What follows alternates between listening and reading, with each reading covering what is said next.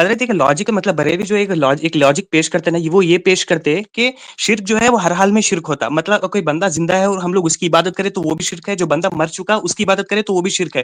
لیکن مدد کے معاملے میں ایسا کیوں، کوئی بندہ جب زندے سے مدد مانگ رہے تو وہ شرک نہیں، لیکن اگر وہ مردہ ہو گیا تب اس سے مدد مانگ رہے تو وہ شرک. مطلب شرک کا ڈیفینیشن تو چینج ہو رہا ہے نا ادھر، تو وہ یہ شبہات ڈالتے کہ شرک ادھر چینج ہو رہا ہے، شرک کا ڈیفینیشن بدل رہا، حالانکہ شرک تو ہمیشہ شرک رہتی. یہ ان کا اس میں یہ پوائنٹ رہتا ہے. تو اس کا جواب اگر کوئی زندہ شخص ہے اسے میں کہوں کہ اے فلاں میری روزی بڑھا دو، اے اورنگزیب میری روزی بڑھا دو، روزی نہیں بڑھا سکتے آپ.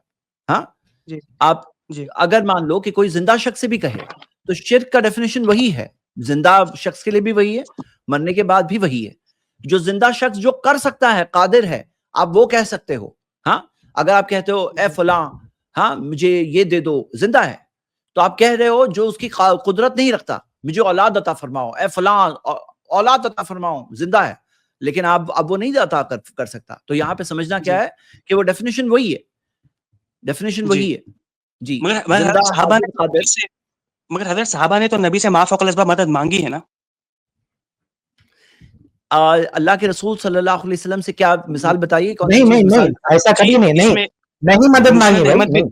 مسند احمد بن حنبل کی حدیث نمبر 12695 کے اندر ابوبکر صدیق جو ہے نبی سے کہتے کہ جنت میں لوگوں کی تعداد بڑھائیے. وہ جو حدیث پتا ہوگی آپ کو، جو انس بن مالک اس کی اتھارٹی میں یہ بولتے کہ نبی نے کہا کہ اللہ ہیز پرومسڈ می دیٹ وہ 400 لوگوں کو ہماری امت میں سے جنت میں لے جائیں گے. تو ابوبکر صدیق بولتے کہ یا رسول اللہ جنت میں لوگوں کی تعداد بڑھائیے. پھر نبی اپنے ایسے ہاتھ کو ایسا جوڑ کر بولتے ہیں کہ اس سے زیادہ ہوتے ہیں. ویسے چلتے رہتا آخر پہ حضرت ابوبکر کہتے ہیں بس ابھی اس سے زیادہ نہیں. تو ما فوق الاسباب تو ادھر مدد مانگی گئی. جنت میں تعداد بڑھانا یہ تو ما فوق الاسباب ہے نا، یہ تو ما تحت الاسباب نہیں ہے. نہیں کون سی حدیث بتائیے، ایک منٹ بتائیے کون سی حدیث ہے؟ جی مسند احمد بن حنبل کی حدیث نمبر 12695. 12,000 جی مسند احمد بن حنبل کے اندر حدیث نمبر 12695. جی اوکے، ہاں تھوڑی دیر میں آپ کو دیکھ کے بتاتے ہیں یہ حدیث کا، اور تب تک آپ کو بیک سٹیج رکھتا ہوں میں. ایک بات یہ ذہن میں رکھیں نا اورنگزیب بھائی، کہ ہوتا کیا ہے نا کہ رسول اکرم صلی اللہ علیہ وسلم کی جو معجزات ہیں اور زید بھائی نمبر بتائیے، زید بھائی حدیث نمبر بتائیے، کیا بتائے وہ؟ 12,695 مسند احمد. جی تو رسول صلی اللہ علیہ وسلم کے جو معجزات نہیں ہیں اس کو بھی لوگ دلیل کے طور پر پیش کرتے رہتے ہیں، مسلسل پیش کرتے ہیں، اور وہی ما فوق الاسباب کے طور پر پیش کرتے رہتے ہیں جہاں بھی ٹوٹتے ملتے ہیں. تو یہ بھی بات ہے نا کہ ما فوق الاسباب کے طور پہ ان چیزوں کو بھی پیش کرتے ہیں جو رسول گرامی صلی اللہ علیہ وآلہ وسلم کے جانب سے معجزات کی حیثیت رکھتی ہیں. یا دوسرا پہلو یہ ہوتا ہے کہ ان کو مس کوٹ کرتے ہیں، اس کا مفہوم کچھ اور ہوتا ہے اور اس کا ایک غلط معنی پہنا رہے ہوتے ہیں. یہ بھی ہے. اور نبی اللہ کے رسول صلی اللہ علیہ وسلم کی پوری زندگی موجود ہے نا، اللہ کے رسول صلی اللہ علیہ وسلم کی پوری سیرت موجود ہے. صحابہ کرام رضوان اللہ تعالی علیہم اجمعین نہیں جو ہے ما فوق الاسباب کے تحت جو ہے طلب کرتے ہیں. اللہ کے رسول صلی اللہ علیہ وسلم تو خود بولتے ہیں. بھئی ایک معاملہ آپ بہت مشہور حدیث ہے نا کہ اللہ کے رسول صلی اللہ علیہ وسلم نے لوگوں کو منع کر دیا، وہ جو ہے کھیتی کرتے تھے کھجوروں میں، جو نر اور مادہ کھجور کو لاتے تھے. تو اللہ کے رسول صلی اللہ علیہ وسلم نے کہا کہ کیا ضرورت ہے. اللہ کے رسول صلی اللہ علیہ وسلم جب ایسا کہہ دی تو لوگوں نے پھر ویسا نہیں کیا.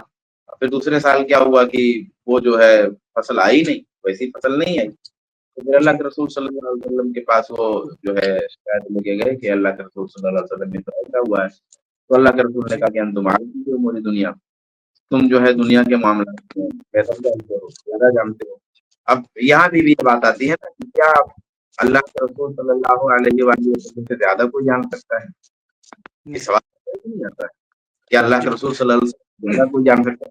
اللہ کے رسول صلی اللہ علیہ وسلم کو اگر ہر چیز میں اختیار تھا اور ہر چیز کو جانتے تھے تو اللہ کے رسول صلی اللہ علیہ وسلم یہ بات کیوں نہیں جانتے؟ یعنی ایک چھوٹی سی بات ہے. تو اللہ کے رسول صلی اللہ علیہ وسلم کو علم تو بہت سارا دیا ہوا ہے اللہ تعالیٰ نے.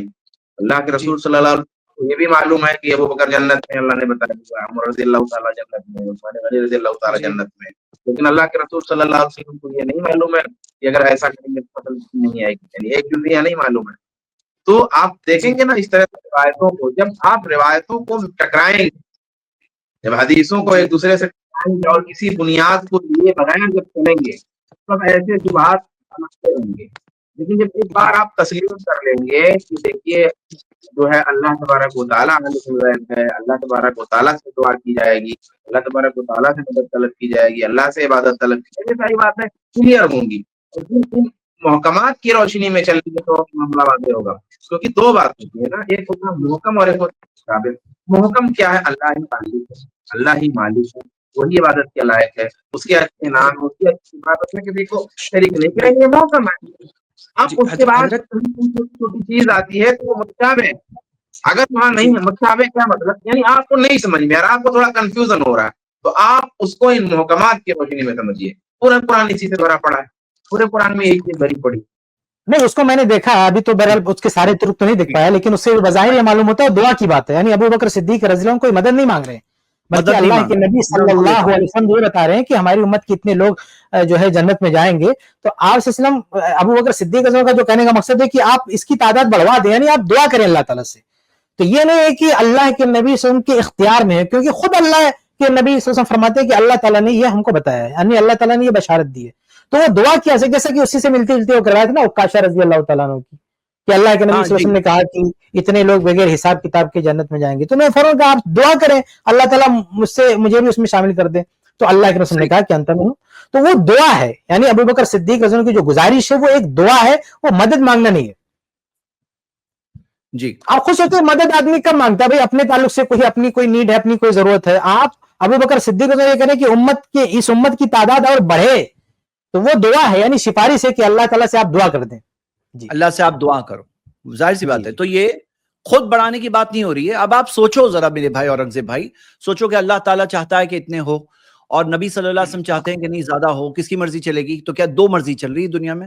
اللہ ایک ہی کی مرضی چلتی ہے، اللہ ہی کی مرضی ہے اور کسی اور کی مرضی نہیں ہے. سب بندے ہیں، اللہ تعالیٰ رب ہے، ایک ہی رب ہے ہمارا. اللہ سے کے سامنے ہم سب مانگتے ہیں.